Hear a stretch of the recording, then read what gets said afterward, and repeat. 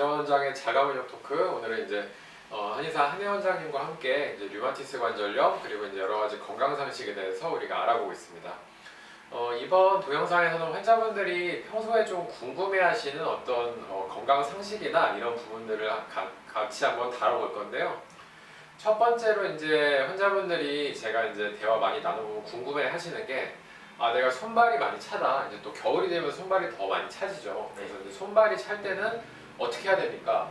뭐 그런 맞죠. 것들을 많이 물어보세요. 네. 그래서 이제 또 원장님 의견은 좀 어떠신지 들어보고 싶습니다. 특히 뭐 여성분들도 많으시고, 그렇죠.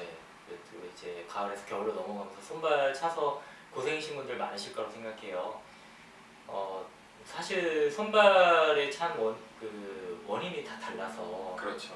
해결책도 좀 다르긴 한데, 일단은 손발이 찬 분이라면은 내가 소화가 잘 되는지를 한번 체크해 보시기 바랍니다. 왜냐면은 이 한의학적으로 소화 기능은 중추에 속해서 모든 기와 혈에 흘러가는 중앙 통로잖아요. 그쪽이 소화가 잘 안 되셔서 항상 막혀 있게 되면은 손발도 차지게 되죠. 기혈 소통이 안 되니까요. 네. 그래서 일단은 소화기 계통을 살펴보시고 그 소화 장애를 고치셔야 그 손발 찬 게 좀 해소가 되실 것 같아요. 그 고치는 방법은 뭐 뜸을 뜨는 방법도 있고요. 왕뜸 같은 경우에 굉장히 좋습니다. 근데 왕뜸을 사실 제대로 뜨는 한의원은 많지는 않지만 저희도 사실 원장님도 하고 계시진 않으시죠? 예, 그렇죠. 사실 여러 제약이 있어요. 예. 근데 다른 곳에서 만약에 왕뜸을 뜨는 곳이 있다, 그럼 적극 활용하셔서 꼭 이 소화 장애 고치실 수 있으니까 시도해 보셨으면 좋겠고요. 그리고 저희 같은 경우는 이제 주겸한이 있으니까 주겸한을 이제 복용하시면 소화 장애 많이 이제 해소가 되고, 그리고 뭐 변비가 있으셔도 마찬가지입니다. 소화 장애가 있다고 해서 꼭 변비는 별개의 문제가 아니고 마찬가지예요. 위나 장이나 같이 연동돼 있기 때문에 주겸을 먹으면 당연히 소화도 기능이 개선되지만 변비가 있거나 그런 것도 이제 뚫리게 되니까 손발이 막혀있던 기가 뚫리면서 손발이 따뜻해지는 거를 관찰하실 수 있을 겁니다. 그 외에 또 뭐가 있을까요? 저희는 이제 그 환자분들한테 생강차를 많이 드리고 있는데, 생강차도 이제 몸을 따뜻하게 해주는 데 도움이 되기 때문에 좋죠. 생강차. 네. 그래서 이제 저는 만약에 좀 손발이 많이 차갑다고 하시면은 이제 주겸한과 혹은 주겸과 생강차를 한번 같이 드셔보시는 걸 추천을 드리고, 그리고 이제 뭐 만약에 운동을 좀 하실 수 있으시면은 이게 이제 저 같은 경우는 심장 기능이 좀 튼튼해지면 이제 혈액을 사지 말단으로 보내는 기능이 좀 좋아진다고 보기 때문에 그렇죠. 약간 이제 달리기를 조금 해보시는 것도 손발을 좀 따뜻하게 하는 데는 도움을 줄 수가 있습니다. 사실 이제 막히는 건 두 가지 원인이 있는 것 같아요. 소화가 안 되는 것도 있지만 스트레스죠. 그렇죠. 이게 소화가 안 되면은 중초가 막히지만 스트레스 받으면은 이제 상초, 그렇죠. 가슴 전중 쪽에 기가 막히면서 그런 분들 같은 경우는 가슴도 두들기고 싶고, 왜냐하면 답답해지니까요. 그리고 두통도 오기 쉽고, 상열감 오고, 입이 바싹바싹 마른다든지, 또 아래로는 또 소통이 안 되니까 대소변이 시원하지가 않다든지 그런 증상이 오는데, 화병이 아니신지를 이런 분들은 한번 체크해 보시고, 화병에서도 마찬가지로 여기가 막혔기 때문에 기혈 소통이 잘 안 됩니다. 그러면 손발이 차질 수 있습니다. 근데 사실 화병은 고치는 방법은 솔직히 말씀드리면 저는 아직 딱히 뭐 이렇게 해결책을 확실하게 딱 이렇게 있는 게 없어요. 그래서 원장님께 한번 여쭤보고, 원장 혹시 그런 그런 방법이 있으신지? 화병이나 이런 부분들은 저 같은 경우도 요새 고민을 많이 하고 있는데 사실 병원에 오시는 환자분들을 제가 제대로 도와드릴 어떤 방법을 찾지는 못했어요. 근데 이제 거기에 대해서는 뭐 제가 조금 더 연구가 되면은 좀 이야기를 하겠습니다. 원장님은 상담을 또 잘하시잖아요. 이제 상담 쪽 공부도 깊으신 걸로 알고 계신데, 그러니까 예전에는 사실 제가 최면이나 이런 요법들로 해서 어떤 정신적인 문제를 좀 해결해드리고 그런 부분도 있었는데, 이제 편의성이라던가 이런 것들이 너무 떨어지고 그러다 보니까 최면 같은 경우는 제가 요새는 하고 있지 않고 사실 이제 다른 상담이나 이런 기법들로 좀 짧은 기간에 효과를 낼 수 있는 부분에 대해서도 연구를 하고 있는데 뭐 아직까지 임상에 좀 적용하기에는 어려운 부분이 있습니다. 화병 얘기가 들어가면 너무 얘기가 길어질 테니까 그럼 손발이 찬 경우는 이 정도로 그래서 뭐 손발이 찬 경우에는 이제 왕뜸도 한번 떠보시고, 뭐 뭐 이제 주겸이나 생강차도 한번 복용을 해보시고 네. 뭐 가벼운 운동이라던가 스트레스 관리 이런 것들을 한번 좀 같이 해보시면 좋겠습니다. 무엇보다 찬 예. 음식은 드시지 마세요. 예, 아이스크림, 그것도 뭐 중요합니다. 밀가루 음식 같은 예, 예. 거 안 드시는 게 좋고요. 예. 생강차는 많이 드실수록 좋습니다. 예, 예. 많이 드셔도 뭐 전혀 뭐 부작용 없는 예, 거잖아요. 그렇죠. 네. 예, 예. 자, 그리고 이제 두 번째 한번 주제로 넘어가 보겠습니다. 두 번째 이제 뭐 환자분들이 많이 궁금해하시고 일반인들이 많이 궁금해하는 주제가 이제 홍삼 같은 경우는 다 누구한테 맞냐? 이거에 많이들 대해서 물어보시죠. 저희들한테 많이 물어봅니다. 예, 예. 네. 한의원에 오시면 내가 홍삼 먹고 있는데 먹어도 되나요? 이렇게 물어보시는 분들 많고 네. 이제 홍삼이랑 한약이랑 어떤 게 좋냐 이렇게 네. 물어보시는 경우도 있고 그러니까 또 뭐 인삼하고 홍삼하고 뭐가 차이가 있냐, 뭐가 그렇죠. 더 낫냐, 뭐 궁금해들 예. 하시죠. 예, 예. 네. 그래서 이제 저 같은 경우는 홍삼에 대해서 좀 그렇게 환자분들이 물어보시는 경우에는 이제 홍삼 같은 경우는 이제 시중에서 나오는 제품들이 좀 있어요. 뭐 이제 정땡땡에서 주로 많이 나오는 제품들이나 이런 제품들을 근데 보게 되면은 이게 함량을 보면은 이게 그 어떤 홍삼만이 딱 들어있다고 볼 수는 없습니다. 홍삼이 그런가요? 주성분이긴 한데 네. 이제 흔히들이 이제 아는 십전대구탕에 들어간 여러 가지 약재들 네. 그런 것들 그 다음에 이제 홍삼을 먹었을 때 약간 뭐 소화 장애가 있을 수 있는 분들도 간혹 있기 때문에 그런 것들을 살짝 뭐 줄여줄 수 있는 것들이라던가 근데 혹시 예, 예. 또 여기서 섣불리 말씀하실 수가 있으니까 예. 왜냐면은 홍삼만 있는 것도 있을 수 있을 것 같아요. 있습니다. 제품 그렇죠. 중에는 예, 예. 근데 주로 이제 많이 예. 팔리는 제품이 그렇다는 예, 말씀이시죠? 거의 이제 8-90% 시장 점유율을 차지하는 제품들이 이제 그런 편인데 네. 그래서 이제 사실 뭐 저는 약이라는 거는 어느 정도는 이제 그 효과가 있으면서 네. 또 이제 어떤 뭐 독성이라던가 이런 부분들이 있다고 생각을 해요. 효과가 좋을수록 독성이 그렇죠. 있는 경우가 많고 물론 그렇지 않은 경우도 있긴 하지만 네.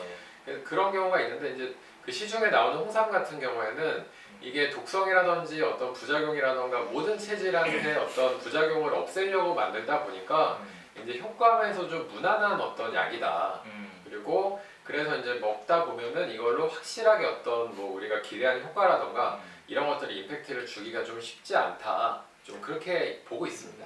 저도 동의하는 게 사실 예. 홍삼이 이렇게 뭐 이렇게 어떠한 치료 효과를 더 내기 위해서 개발된 게 아니잖아요. 그렇죠. 예. 이게 홍삼이라는 거는 그 보관과 그 이동, 그러니까 그볼 뭐라고 해야 되지? 이동할 때 홍삼 예. 그걸 간편하게 하려고 사실 만든 건데 네. 지금에 와서는 홍삼이 어떻게 보면 인삼보다 훨씬 더 효과가 좋고 네. 더 비싸야 되고 예. 이렇게 인식이 되고 있는 것 같아요. 예. 근데 사실 홍삼은 저희 한의사들 입장에서는 그냥 인삼을 중화시켰다고 해야 되나요? 살짝 예, 쪄서 이제 좀 이렇게 부드럽게 성질을- 말하게 만드는 네. 거죠. 따라서 만약에 어떤 사람이 인삼에 굉장히 맞는 체질이다. 네. 그럼 이 사람 같은 경우는 당연히 홍삼을 먹는 것보다 그냥 인삼을 드시는 게 더 효과가 좋습니다. 그렇죠. 또 중화시켰으니까. 예. 그리고 대신에 또 인삼에 좀 안 맞으시는 체질 같은 경우에는 그나마 홍삼을 먹는 게 인삼보다는 좀 덜 부작용을 예. 덜 느끼시겠죠. 네. 근데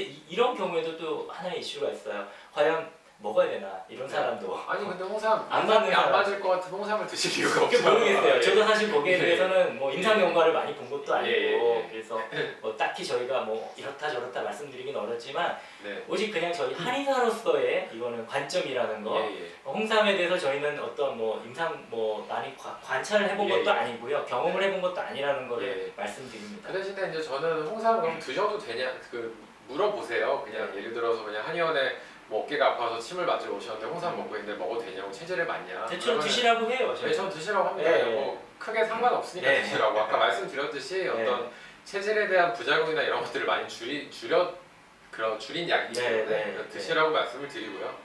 그다음에 저는 이제 인삼을 좀 많이 선호해서 사실 한약에 같이 배합해가지고 쓰는 편인데 네.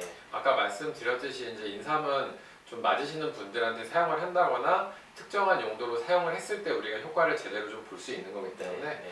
홍삼을 드시면서 어떤 인삼 효과를 100% 다 느끼시기는 조금 어려운 부분이 있다. 네. 저는 그렇게 좀 정리를 하고 싶습니다. 네. 네, 그리고 이제 오늘 동영상에서 이제 마지막 주제로 좀 넘어가 볼 건데요.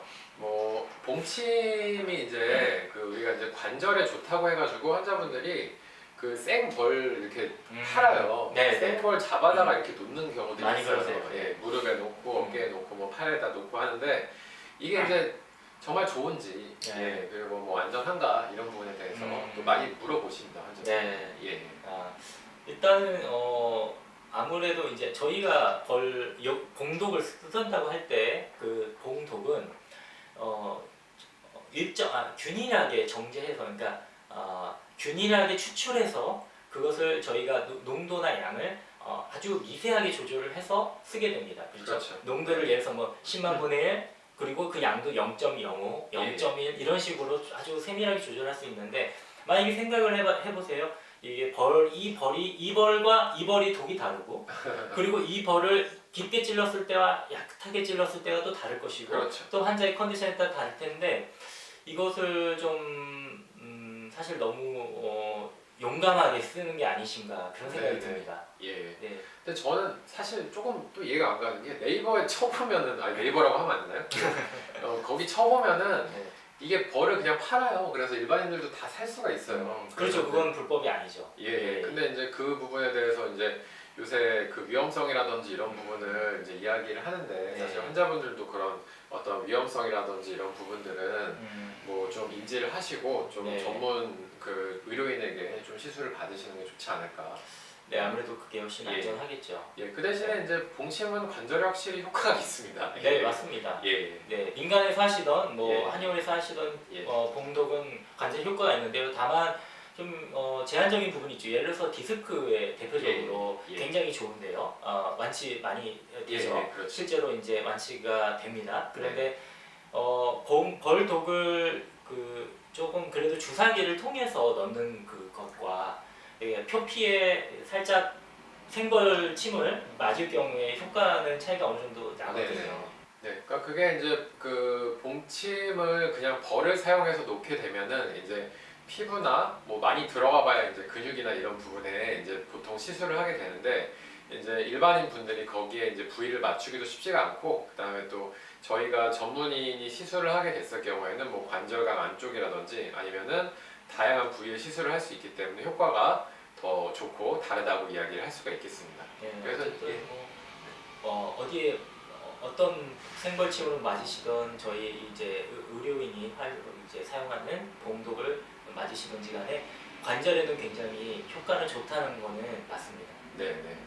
그래서 이제 봉침이 관절에 효과가 좋다 이런 부분에 대해서는 맞는 거라는 거를 말씀을 드리고 싶고요.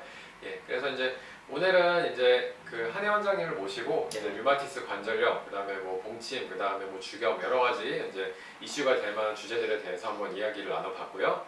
또 다음에는 더 다양하고 재미있는 주제로 인사를 드리도록 하겠습니다. 시청해주신 여러분들 감사드립니다. 감사합니다.